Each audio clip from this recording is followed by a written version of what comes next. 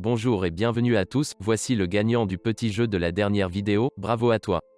Et si toi aussi tu veux passer dans la prochaine vidéo, si tu es abonné et que tu as activé les notifications, dis-le moi en commentaire et peut-être que je te sélectionnerai. Tu penses avoir vécu une journée horrible? Détrompe-toi. Ils ont vécu dans des radeaux pendant des semaines et des mois en mer, se sont perdus dans des déserts d'une chaleur torride et dans le nord gelé sous zéro, ont été piégés sous l'eau, ont résisté aux tortures des gardiens de prison et ont même réussi à sortir de bâtiments effondrés. Voici l'histoire de 10 de ces personnes qui ont réussi à survivre à des destins qui pourraient sembler voués à une mort certaine. Allez, c'est parti pour la vidéo, découvrons sans plus attendre, 10 personnes qui ont survécu à l'impossible. Si cette vidéo te plaît, clique sur le pouce, abonne-toi à notre chaîne et partage-la avec tes amis.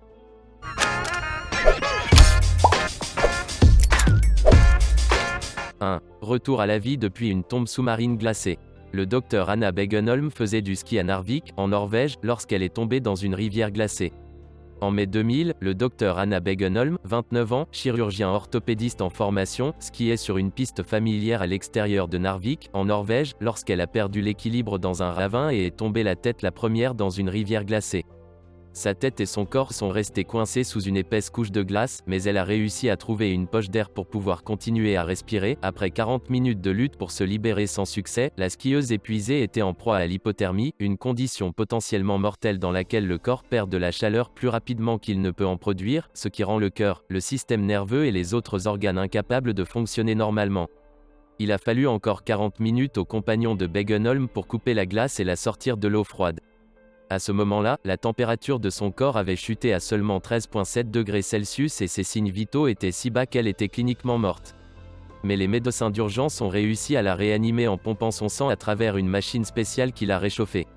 Après plusieurs mois de rééducation, elle a retrouvé une santé normale, à l'exception d'une sensation persistante de picotement dans les mains. 2. Tombée d'un avion qui explose. Les sauveteurs ont sorti 8 survivants de l'épave d'un avion de ligne français en 1972. La même année, Vesna Vulović est tombée d'un avion qui explosait et a survécu d'une manière ou d'une autre.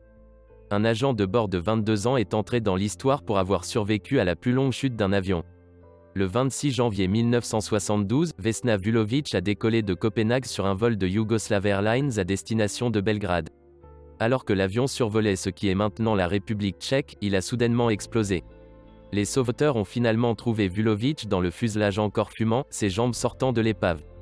Elle a perdu une quantité massive de sang et a passé les 3 jours suivants dans le coma avec une fracture du crâne, 3 vertèbres cassées et d'autres blessures, mais elle a réussi à s'accrocher. Vulović était la seule des 28 personnes à bord à avoir survécu. Officiellement, Vulović était tombée de plus de 10 km et le Guinness World Record l'a reconnue comme la personne qui a survécu à la plus longue chute sans parachute.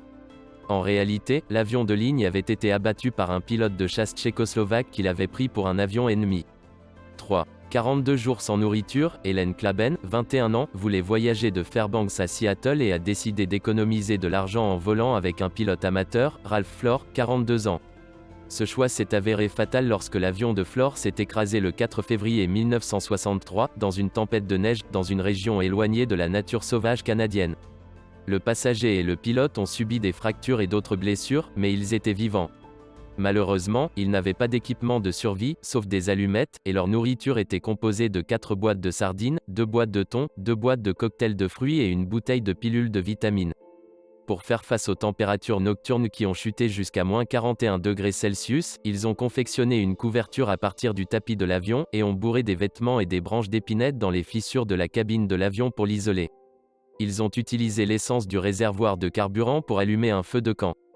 Après une semaine, leur nourriture s'est épuisée, les obligeant à survivre avec de la neige fondue, de l'eau pour le petit déjeuner, de l'eau pour le déjeuner et de l'eau pour le souper, comme Klaben l'a expliqué plus tard. Heureusement, le passager et le pilote étaient en surpoids et ont pu survivre avec leur graisse corporelle pendant 42 jours, jusqu'à ce qu'un avion les repère enfin. 4. Amputé de sa propre main pour survivre. En avril 2003, Aaron Ralston, 27 ans, faisait de l'escalade dans le Blue John Canyon de l'Utah lorsqu'un rocher de 363 kg lui est tombé dessus, lui écrasant la main droite et le piégeant. Après s'être efforcé sans succès d'écailler une partie du bloc avec son couteau à outils multiples, Ralston a essayé de monter une poulie avec sa corde d'escalade pour tirer le rocher loin de lui. Cela n'a pas fonctionné non plus. Finalement, après avoir été piégé pendant 6 jours, Ralston a réalisé que la seule façon de s'en sortir était d'amputer son bras écrasé. Même si la pression de la roche avait coupé une partie de la circulation et qu'il n'avait plus aucune sensation dans la main, couper les nerfs et casser les os avec son couteau était d'une douleur atroce qu'il n'avait jamais ressentie avant. Étonnamment, il a ensuite repris l'escalade grâce à une main prothétique spéciale avec un pic d'escalade intégré. 5. Forcé de boire du sang de chauve-souris dans le désert. En 1994, un pentathlète italien de 39 ans, Mauro Prosperi, a découvert à quel point cette course est dangereuse. Après avoir été contraint par une tempête de sable de 8 heures à s'abriter pour la nuit, il s'est réveillé le lendemain matin pour découvrir qu'il était perdu dans le désert et qu'il ne lui restait qu'une demi-bouteille d'eau. Il s'est donc mis à boire sa propre urine. 2 jours plus tard, il est tombé sur un sanctuaire musulman abandonné où il a remarqué des chauves-souris blotties les unes contre les autres. Prosperi en a attrapé une poignée, leur a coupé la tête avec un couteau, puis a aspiré leur intérieur pour boire leur sang et étancher sa soif. Finalement, il a fait son numéro de vampire sur 20 chauves-souris. Lorsque 3 autres jours se sont écoulés sans aucun signe de sauvetage, il s'est ouvert les veines et a attendu de mourir, mais son sang s'était épaissi à cause de la déshydratation, de sorte qu'il ne pouvait pas s'écouler. Prosperi prit cela comme un signe qu'il devait continuer à vivre, quitta le sanctuaire et commença à marcher à travers le désert. Le 8e jour, il découvrit une oasis et put enfin boire un peu d'eau. Le lendemain matin, il a vu des bergers, qui ont appelé des sauveteurs. 6. 4 mois à la dérive dans l'océan. En novembre 1942, un navire marchand britannique, le Ben Lomond, a quitté le Cap, en Afrique du Sud, pour traverser l'Atlantique et aller chercher des marchandises à Paramaribo, en Guyane. Mais alors que le navire se trouvait à 1207 km des côtes sud-américaines, il fut torpillé par un U-boot allemand et coula. Le seul survivant est un marin chinois de 24 ans, Poon Lim, qui a sauté par-dessus bord. Luttant à la surface, Lim a réussi à trouver un des radeaux du navire.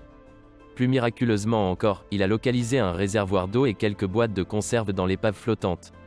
Il improvisa un matériel de pêche pour attraper plus de nourriture. Lim a dérivé pendant 133 jours, jusqu'à ce qu'il soit secouru par des pêcheurs brésiliens à 16 km de la côte.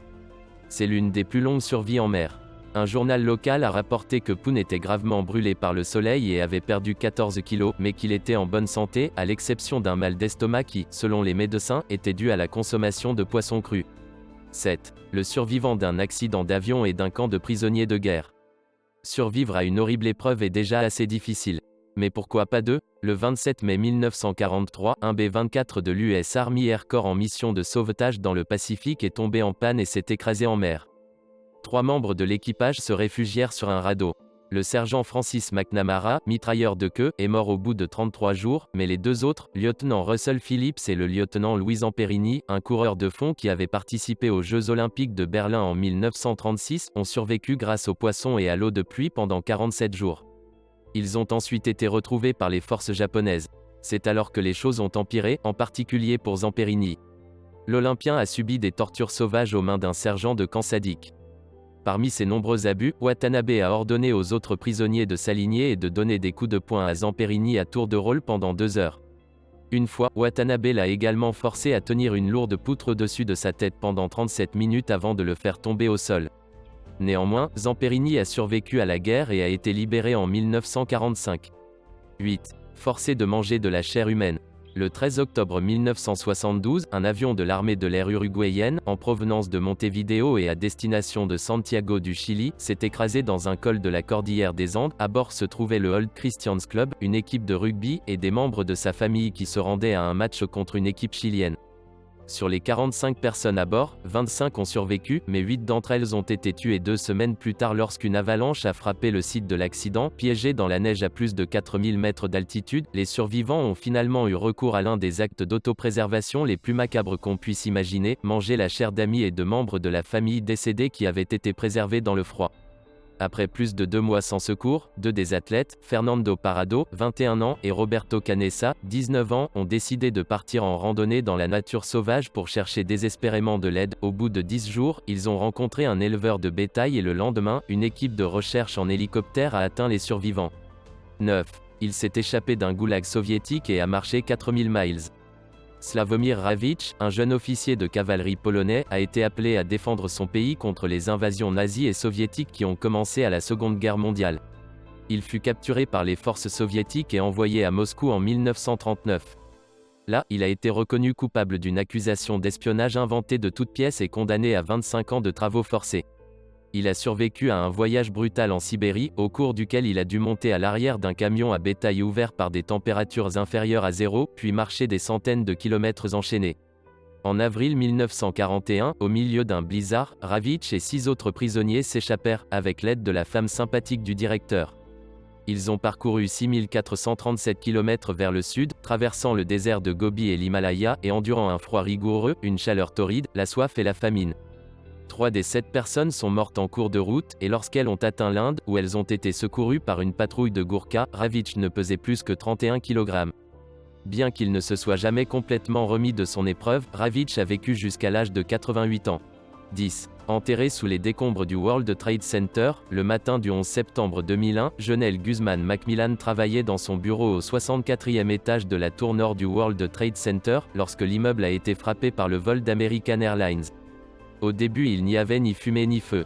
La compagnie pour laquelle elle travaillait lui a dit de rester sur place et d'attendre de l'aide, mais après 1 heure, elle a décidé de se diriger vers la cage d'escalier. Lorsqu'elle est descendue au 13e étage, Madame Guzman Macmillan s'est penchée pour enlever sa chaussure, puis soudainement, un mur s'est effondré sur elle. Ses pieds étaient coincés et sa tête était coincée entre 2 morceaux de béton. La seule chose qu'elle pouvait bouger était sa main gauche. Elle a ouvert les yeux, mais tout autour d'elle était noir. Le temps semblait s'être arrêté, et elle se souvient avoir prié pour que la douleur s'arrête.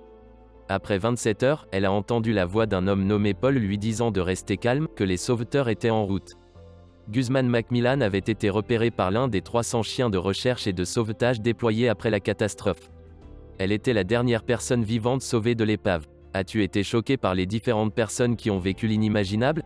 Laisse-nous un commentaire ci-dessous pour nous dire quelles histoires t'a le plus marqué. Si tu as aimé cette vidéo, n'oublie pas de la liker, de la partager avec tes amis, et de t'abonner à notre chaîne. À tout de suite pour la vidéo suivante.